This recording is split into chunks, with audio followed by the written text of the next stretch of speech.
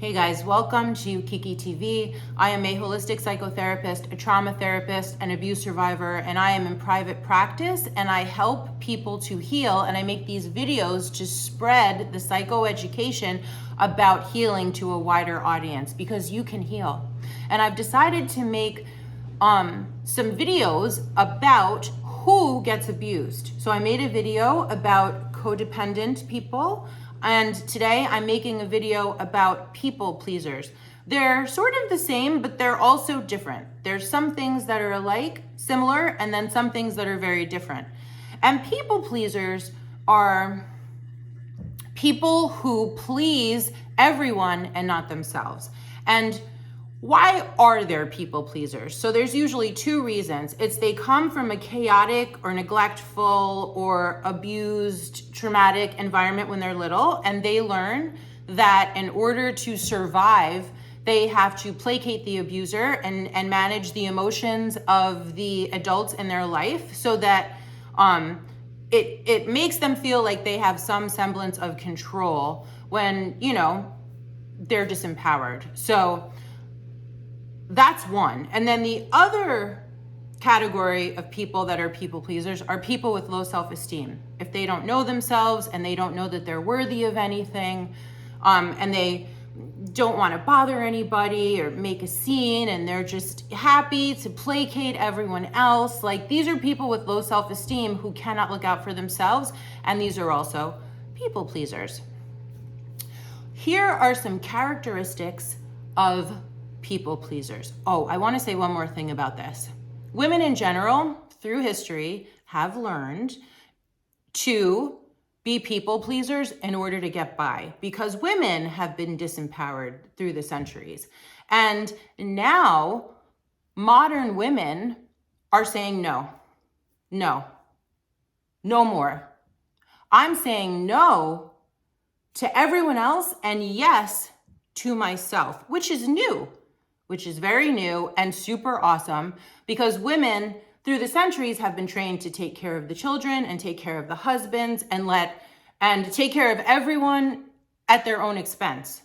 And modern women are saying, we can take care of other people, but we can do that from a full cup and the overflow. We don't have to do that with an empty cup and be on fumes and give away fumes, which leaves us vampirized dry puddle on the floor. Like that, those days are over.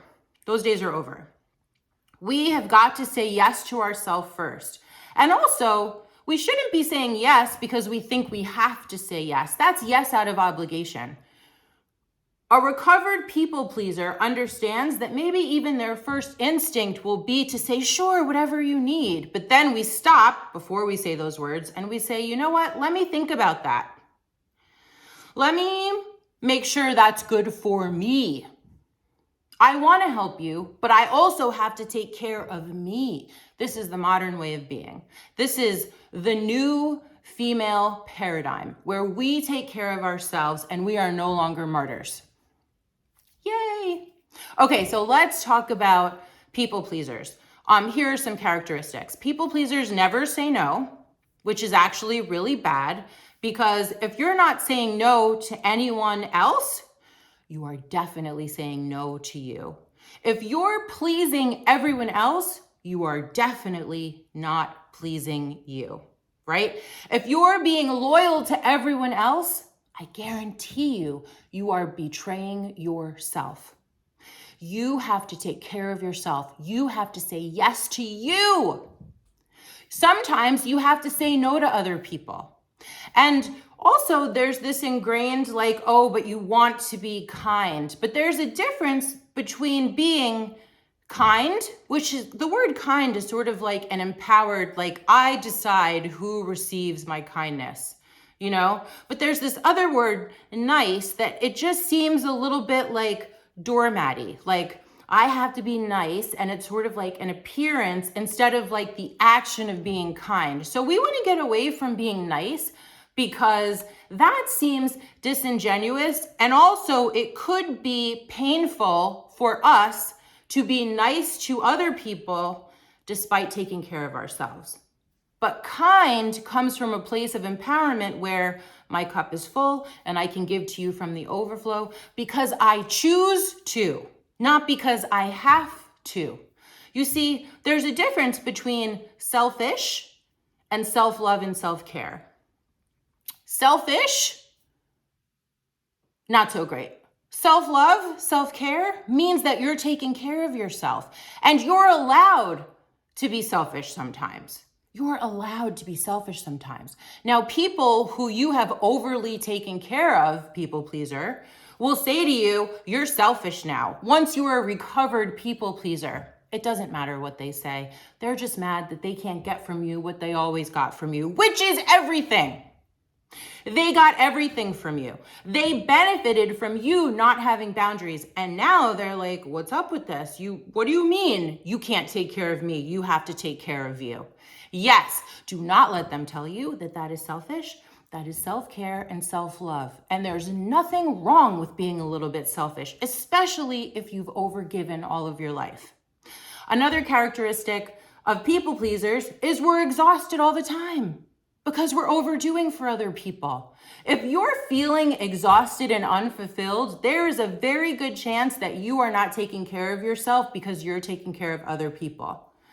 You have to say no to them and yes to you. That will be one of the mantras for this video. How about boundaries? People pleasers don't have boundaries. How do you know what you need if you are never focused on it? You must figure out what you need and who you are and how you want to be treated and what feels right and what feels wrong. And in order to do that, you have to put the focus back on you. I bet you, people pleaser, that you could tell me exactly what that person needs and what that person needs and what that person likes and how that person want to be treated and their boundaries over there. But we don't know anything about ourselves because we're not focused on ourselves. So we have to stop focusing on everyone else and we have to start focusing on ourselves and our own needs and then start drawing boundaries so that we can feel better about our lives and protected and respected and honored in the way that we need to, right? I mean, boundaries are like the most important thing that you could take away from this video. You don't want to always be saying sorry. Another people pleaser thing is we are always apologizing. Why are we apologizing for our existence? I'm so sorry I exist. I'm so sorry I said this. I'm so sorry I think that. No! Stop apologizing. Stand in your truth.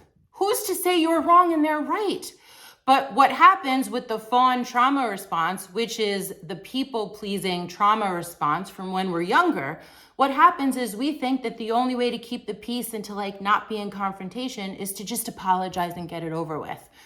Stop taking credit for what's not yours. Stop apologizing for what shouldn't be apologized for. You have a right to exist. You have a right to say something.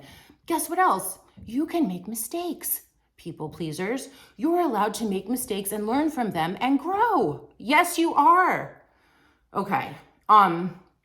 So we have people pleasers also always agree with everyone else. It is impossible for you to agree with everyone all of the time. And I just want to point something out to you.